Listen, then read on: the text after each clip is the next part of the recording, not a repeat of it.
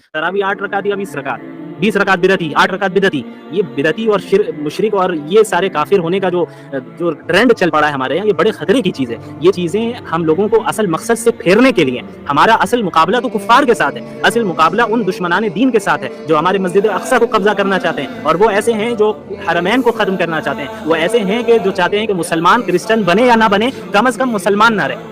वो नहीं चाहते कि आप इस्लाम पे रहे, उनका काम है कि आपके दरमियान इंतशार पैदा करना। तो याद रखिए, रमजान में इन फजूल बहसों में ना पड़े।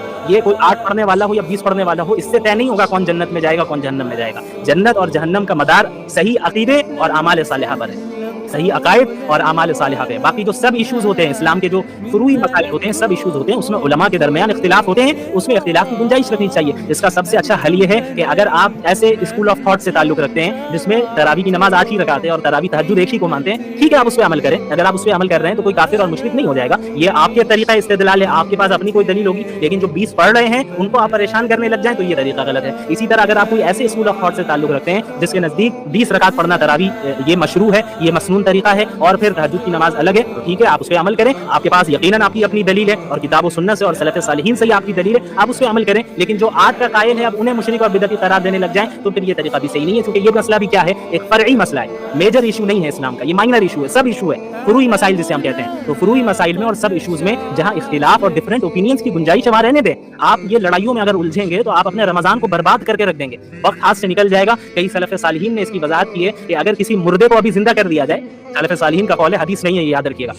सलफ़ सालिहीन में से किसी आलिम दीन का कौल है, उनका नाम इस वक्त मेरे जहन में नहीं आ रहा है, बड़े मशहूर आलिम है, जिन्होंने कहा कि अगर किसी मुर्दे को जिंदा कर दिया जाए और उससे पूछा जाए कि तुम्हारी तमन्ना क्या है, तो वो रमजान के एक दिन की तमन्ना करेगा। अल्लाह अकबर, ये इतना बड़ा मकाम है रमजान का, और अभी हम मरे नहीं, अभी हम जिंदा हैं। तो ये अल्लाह का हम पर कितना बड़ा फज़ल है कि अल्लाह जो है हमें रमजान की तौफीक दे रहा है। सलफ़ सालिहीन का ये मामूल रहता कि रमजान के आने से 6 महीने पहले से ही अल्लाह से दुआ करते, अल्लाहुम्मा बल्लिगना रमजान, कि अल्लाह हमें रमजान पहुंचा दे और आफियत के साथ, सेहत के साथ, ईमान के साथ पहुंचा दे। ये दुआ करते 6 महीने पहले से, और अभी रमजान खत्म होता तो खत्म होने के 6 महीने बाद तक अल्लाह से दुआ करते कि अल्लाह पिछले रमजान में जो इबादतें की है उसे आप कबूल फरमा ले। ये तरीका हमारे सलफ़ सालिहीन का रहा, हमारे उलमा का रहा, अकाबिर उलमाए उम्मत का रहा, ये तरीका सहाबाए किराम का रहा, ये तरीका अल्लाह के रसूल सल्लल्लाहु अलैहि वसल्लम का रहा। तो ये हजरात रमजान का इस्तेक़बाल इस तरीके से किया करते थे, तो हमें भी इसी तरीके से रमजान का इस्तेक़बाल करना है।